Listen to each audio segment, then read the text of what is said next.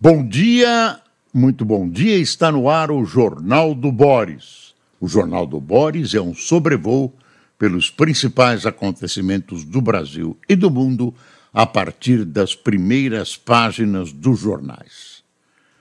Capítulo Trump. Não tem grandes novidades, né? Não tem nenhuma grande surpresa, mas o mundo continua tentando digerir essas inusitadas decisões do presidente americano. Quer dizer, estamos num momento de recuos e consequências. Então, se você abrir os jornais, as revistas, mesmo as internacionais, você vai verificar a tentativa, às vezes a certeza daqueles que escrevem a respeito, procurando desvendar, alguém pode dizer adivinhar, o que vai acontecer.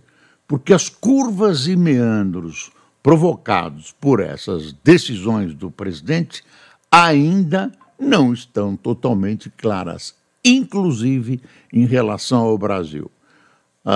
Ontem eu vi artigos dizendo que o Brasil podia, como pode acontecer, usar espaços deixados por chineses, por outros países envolvidos nessa história, como também que o Brasil acabaria recebendo uma enchente de bugigangas vendidas pela China a preços ínfimos para se livrar, né, do excesso de produção, porque até não tem lugar para guardar a produção chinesa que deveria ir para exportação.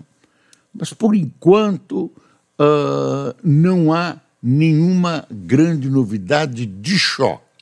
Não há nenhuma grande novidade de choque. Os jornais voltaram a pisar território nacional, a tratar nas suas manchetes de assuntos relativos ao Brasil, fugindo um pouco da atração que o presidente Trump traz para um noticiário com aquelas suas manobras que até hoje não estão bem definidas. Você sabe, né? Ele diz que quer fazer com que os Estados Unidos volte à sua esplendorosa época em que os carros eram fabricados lá, havia mais empregos, que as coisas não estavam mundialmente divididas, não tinha globalização. Tem gente que acha que isso é difícil, que é uma lenda, que ele não vai conseguir. Isso ele já tem. Na outra administração ele já falava disso. Então ele tem isso, digamos, quase como ideia fixa. Mas é difícil você retornar ao passado dessa maneira, porque se estabeleceu a globalização, foi estabelecendo, isso foi negociado, diplomatas conversaram muito, criou-se o GATT, criou-se a Organização Mundial do Comércio para disciplinar e julgar os casos que não bem resolvidos. Enfim, o mundo foi se adaptando e o caminho traçado é o caminho que via sendo desenvolvido, inclusive juntando países e, de alguma maneira, contribuindo para a paz mundial, através do comércio, através de interesses mútuos, não através da força. Agora as coisas adquirem um sentido mais grave, porque o presidente voltou truculento, truculento sob o aspecto econômico e também truculento da maneira mais aberta possível, tentando, por exemplo, conquistar de alguma maneira a posse, propriedade, a soberania sobre a Groenlândia, ameaçando o México, mudando o nome, nomes geográficos lá do México, né? Enfim, o canal do Panamá. Então, é estranho, né? É estranho o racional das pessoas, da grande massa de economistas, que não são de esquerda, não conseguem assimilar e não conseguem explicar e nem conseguem entender, inclusive o grande empresariado, exatamente o que ele quer e como deve ser feito. Isso é associado, né?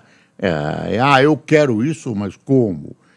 Esse como e eu quero isso são associados.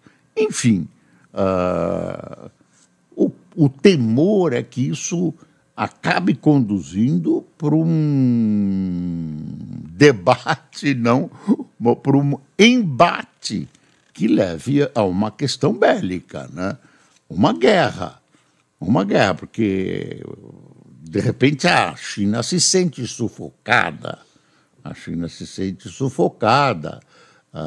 ela tem todo um plano de desenvolvimento, você pode não concordar, mas ela tem um plano de desenvolvimento, um plano industrial, um plano de vendas e de compras que está sendo frustrado.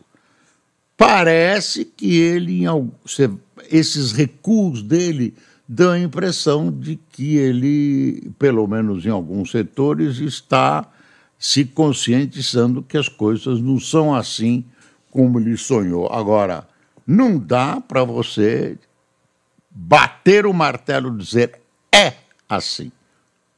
É muito estranho porque um país do tamanho dos Estados Unidos, com o poder econômico e bélico, não pode trabalhar da mão para a boca como gosta o presidente Trump. Às vezes tem gente que, com o pedido de perdão aos Estados Unidos, imagina que as faculdades mentais do presidente lá não andam muito bem sincronizadas. Vamos dar uma espiada nos jornais? Então, Globo, está aqui o Globo. A foto é as mulheres tomando conta do espaço sideral. Já teve uma astronauta russa, acho que era a Valentina Tereshkova, que lá nos anos 60, mas agora não, agora é um bando de mulheres bonitas, né? Muito com uma visão não técnica, mas uma visão, digamos, fashion. Até a roupa delas, que foi criticada como muito justa, né? Teve jornais americanos que criticaram, é turismo espacial, é uma exibição de marketing, as primeiras mulheres, coisa da iniciativa privada. Katy Perry, a terceira a partir da esquerda, essa aqui, foi uma das passageiras de foguete que chegou a se distanciar 100 quilômetros da Terra. No voo de pouco mais de 10 minutos, transmitido ao vivo, ela cantou What a Wonderful World, ao pousar, beijou o solo. Quer dizer, ela beijou o solo, eu acho que ela temeu alguma coisa nessa viagem. E os antecedentes do conjunto de viagens, enfim, faz você imaginar que possa acontecer alguma falha, alguma coisa desse tipo. A notícia que domina as manchetes dos jornais é essa aqui, olha. Gilmar suspende processo sobre vínculo trabalhista de pessoas jurídicas. Ministro critica decisões divergentes da Justiça do Trabalho sobre prestação de serviços por PJs e trava ações até a orientação geral do Supremo. Eu não vou contar a história inteira, mas é basicamente o seguinte: você tinha a CLT, as pessoas eram contratadas para trabalhar pela CLT. A economia evoluiu no mundo todo, a CLT foi sendo posta de lado, as necessidades criaram outras condições, né?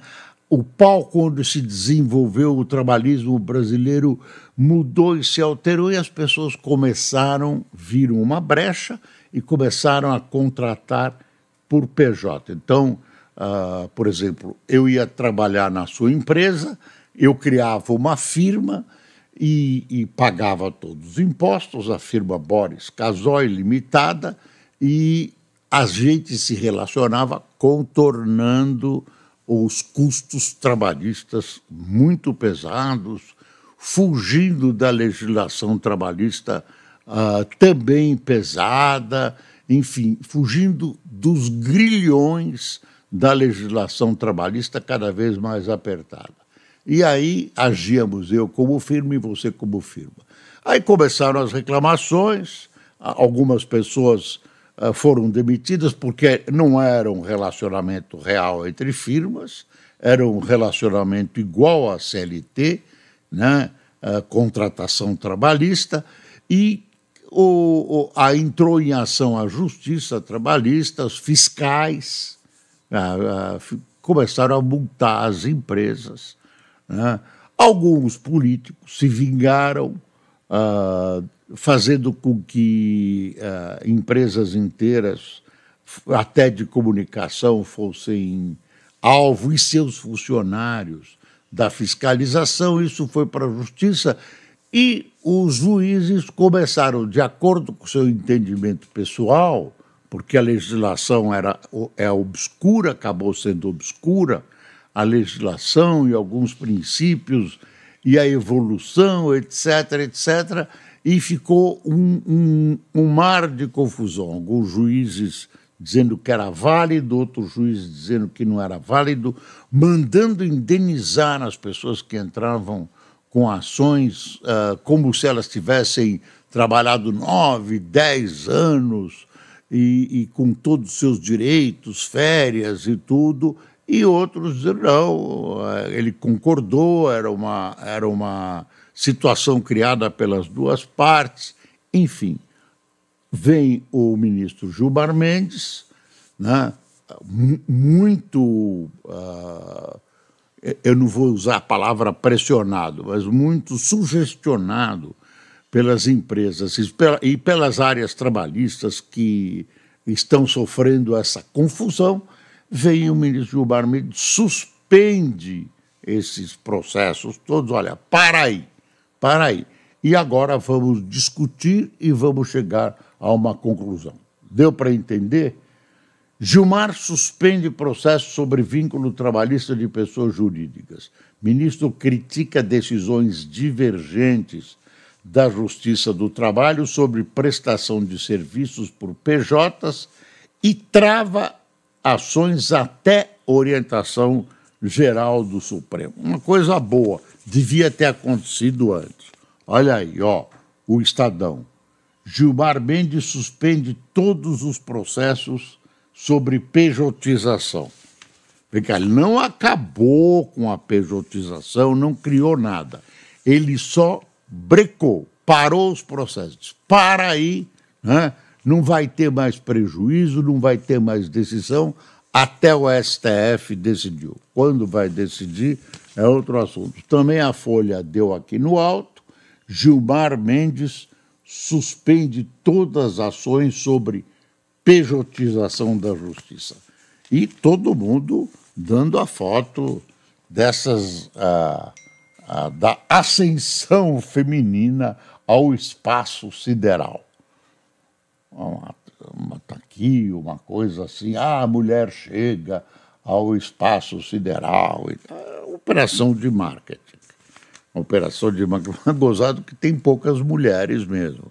Acho que elas são colocadas de lado mesmo. E isso aqui é, digamos, uma vitória feminina, essa participação. Tripulação feminina, estou lendo a Folha, vai ao espaço no Blue Origin do bilionário Jeff Bezos.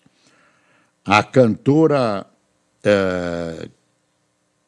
Katy Perry, terceira esquerda, e companheiras na microgravidade em primeira missão feminina desde 1963, né, quando foi, se não me engano, o nome Tereshkova.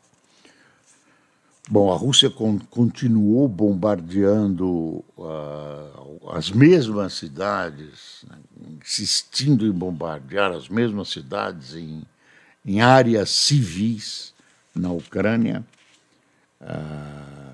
Não tem perspectiva essa história do plano de Trump, como se desconfiava mesmo, ficou pelo caminho e a gente não sabe o que vai acontecer. Tem aqui na Folha uma manchete que é uma coisa muito grave. Governo Lula calcula gastos de 115 bilhões com precatórios em 2026. Precatórios são decisões judiciais, né, terminadas, passou, chegou na hora, terminou, não tem mais o que julgar e que tem que ser pagas pelo Estado. Desapropriações, ações de funcionários que se veem injustiçados e de lei não cumprida, etc, etc, etc. Quando o Estado se vê apertado, ele vai, às vezes involuntariamente, como nos casos com problemas jurídicos com funcionários, ele dá o cano, eles criam uma legislação para dar como é que nós vamos poder pagar tudo isso e tal. Mas vão desapropriando e vão criando despesas. Então, parte da despesa está fora da regra fiscal, para variar. Mas só até o ano que vem. Aí vai participar, vai comer um pedação do orçamento. 115 bilhões não é brincadeira. Então, o governo tem medo que essa questão do pagamento, que eles vão tentar, eu acho que vão tentar não pagar, vão tentar dividir, vão tentar fazer alguma coisa, vai cair exatamente na campanha eleitoral e o Lula é candidato. Então, é uma questão que leva temor às hostes lulistas. Tem uma história que está nos jornais que é preocupante e é interessante que quem é pai, mãe, deve se preocupar mesmo com isso, porque é um fato real. Eu vou ler o comecinho aqui da notícia que está na Folha, mas todo mundo está cobrindo muito bem isso. Menina morre após inalar desodorante em desafio do TikTok. Sara Raíssa Pereira de Castro, de 8 anos, sofreu parada cardiorrespiratória e morreu após inalar desodorante ao participar de desafio que circula no TikTok, diz a polícia de Ceilândia, no Distrito Federal. Ela foi encontrada caída ao lado de embalagem de aerossol e do celular. Então, as crianças, existem pessoas desclassificadas, completamente desclassificadas. Eu não acredito que sejam crianças só que provoquem esse tipo de coisa, que criam desafios, fazem grupos, são coisas vistas como jogos, envolve coragem, tudo, e existe uma hierarquia, vão se desenvolvendo ordens e tal, e a pessoa é submetida a um teste. Eu não vou explicar como é que faz, né? Mas acaba essa menina cheirou de alguma maneira, está aqui no jornal, uma almofada, o avô dela encontrou ela caída, ela foi socorrida, levada ao hospital, mas no dia seguinte, 1 ou 2 dias, acabou morrendo. Então, isso tem acontecido no mundo, viu? É bom que você vigie as suas crianças. A menina de 8 anos é indefesa, não sabe, acha que isso faz parte, né, dos jogos, da vida do brinquedo, né, da diversão. E estão pedindo regulamentação. Eu não sei se regulamentação resolve. Tem que ter uma regulamentação, mas é preciso tomar cuidado para isso não virar censura, mas é uma outra história. Toda essa versão é uma suposição, porque ainda não há provas concretas. Tem acharam lá a bisnaga, coisa, não sei como chama, né? O aerossol, mas tem esse conteúdo, a garrafinha, acharam a almofada, telefone, então os indícios são muito fortes que ela estava participando dessa brincadeira divulgada pelo TikTok. É TikTok? Eu sempre erro. Eu falo tic-tac, mas é o TikTok. E aí, isso não é a primeira vez, viu? Então, acho que tem que dar uma vigiada na criançada, conversar, explicar, se for o caso, mas tem que vigiar. Olha, né, perder uma criança, né, é uma coisa, é um sofrimento e a vida é um ser humano, né? Agora, o trabalho policial é buscar os autores desse tipo, digamos, de brincadeira, que não é brincadeira nada, é homicídio, é matar com crueldade, né? Enganar crianças para levá-las à morte. Então, é preciso chegar, é possível tecnicamente, é possível, enfim, vamos esperar, mas essa morte serve de grave alerta. Já vi alerta sobre isso, mas é um caso concreto extremamente doloroso. Uma menina de 8 anos, apenas 8 anos. O valor traz uma coisa aqui que eu gostaria de conversar com você. Olha, gasto com assistência social ganha mais peso no orçamento da União. O que é gasto com assistência social? Quando é assistência médica, as pessoas não podem pagar ou pagam a sua previdência, a sua assistência médica, recebem. É deficiente, não é? Tem evoluído, não tem, etc. Agora, quando as pessoas não têm emprego e recebem, por exemplo, Bolsa Família, R$ 600, não dá vontade de procurar emprego. Ou se soma a uma família, às vezes não formalizada, sem papéis, e que são por contrato, ou se juntam, enfim, e formam um salário melhor. Então, e isso é visto na campanha eleitoral. Nós demos mais dinheiro, nós temos muito mais distribuição de dinheiro social. Você acha que um país decente pode ter milhões, como nós temos, de pessoas que dependam do dinheiro público? E são pessoas desempregadas, isso tem que contabilizar no desemprego. Vocês acham que isso é uma situação crível? A pessoa tem que viver do seu trabalho. Falta trabalho. Agora não, agora tem. No momento o governo está comemorando. Embora o trabalho tem registros aí deficientes, o governo diz que acabou com a fome, acabou com o desemprego. Não é bem assim. Os números nem sempre refletem a realidade. Basta você ir no supermercado e ver o que está acontecendo. E que tem gente desempregada. Agora, cada vez mais o Estado amplia isso. E a saída é complicada, é difícil. As pessoas são convidadas a permanecer.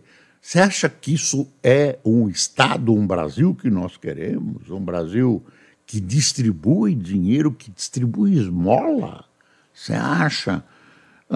Isso tem curvas e meandros. Eu acho que a sociedade brasileira tem que repensar isso. Ninguém quer mexer em Bolsa Família, essas coisas. Acham que é muito positivo. Não é. Não é. Não, a saída é difícil. Tem saída, tem muita gente que tem dignidade, né? E outros não têm nem condição de ter dignidade e se conformam com esse dinheirinho que ajuda a sobreviver. E em várias regiões do país é tudo que as pessoas recebem. Isso podia ser uma espécie de pronto-socorro e está virando algo firme, definitivo, eterno. Não pode. Não pode, não deve, não é o país que nós queremos. Dólar na Argentina sobe 11% após flexibilização. Setor agrícola e automotivo disputam fosfato, né? Agora tem novas utilidades para determinados minerais. O mercado de baterias para automóveis elétricos começa a se tornar uma preocupação para a indústria de fertilizantes por causa da demanda por fosfato, matéria-prima essencial ao setor agrícola. Você vê que estão começando a disputar. O Globo de ontem fez um editorial que eu só quero abordar para lembrar. Tem um programa que o governo falava, que é Luz para Todos. Luz, essa de acender, porque não é a luz como a luz de Paris, né, que é a cidade luz. Eu me lembro de um ilustre governante brasileiro que disse que ia transformar uma grande cidade brasileira como Paris, a cidade luz, muito bem iluminada e tudo. Não é nada disso, né? É a cidade que irradia sabedoria, cidade luz. Mas aí o programa Luz para Todos expõe falhas de gestão do governo Lula, usada em propaganda oficial, iniciativa para levar eletricidade a áreas remotas fica aquém das metas, aquém das próprias metas traçadas pelo próprio governo, né? Tem muita coisa hoje que a gente não está dando. Anistia, conseguiram aprovar a entrada, o pedido de urgência da anistia. Se a anistia for entrar na pauta, os dois presidentes do Senado, da Câmara, não querem. Se a anistia for aprovada, aí ela, com o pedido de urgência, ela não passa pelas comissões. E grande parte dos partidos que apoiam o presidente estão no Ministério, mais de 50%, assinaram esse pedido de urgência, estão espremendo os presidentes da Câmara e Senado, nesse momento, o presidente da Câmara. O ex-presidente Bolsonaro passa bem, foi bem na operação, a operação foi delicada, não está muito claro porque mudou de médico, tiraram o doutor Macedo, botaram esse outro grande médico. O doutor Macedo, uma hora, revelou-se magoado, Antônio Macedo, que operou nas outras vezes, agora elogiou o seu colega, etc. O doutor Macedo é um grande cirurgião também. Eu não sei o que aconteceu, dizem que foi a primeira-dama Michele. Estamos chegando ao fim. Quem tomou cafezinho, esse líquido precioso, que alguma vez vai ser venerado, vão dizer, olha, em 2025 era uma coisa caríssima, as pessoas que viviam há 5.000 anos atrás veneravam esse produto, era caríssimo, encontrado em lugares especiais, chamado café. Isso daqui a 5.000 anos. Leonardo Pires, Rosane Gasal, Cleidinha Gomes, Reginaldo Miguel, Paulo Bonfim, César Cliquet, Moacir Severino, Daniel Afonso, Eliezer Alves, Matheus Soares, Américo Mendes, Almir Gomes, Cristiano de Souza, Marcílio Menezes, Rafael Barbieri, Leicival Lobato, de Tucumã, no Pará, Mário dos Anjos, no Recife, Miguel Penot, de Araruama, Rio de Janeiro, e Itamar Moreira, da Ilha do Mel, que delícia, no Paraná. Pessoal, muito obrigado por sua audiência. Voltamos amanhã nas nossas plataformas. Dê o seu... Se inscreva, pim, né? Se inscreva na nossa... enfim, nos acompanhe. Não temos patrocinadores governamentais, aqui a coisa é no papo mesmo, sem grana oficial e independente. Muito obrigado, bom dia.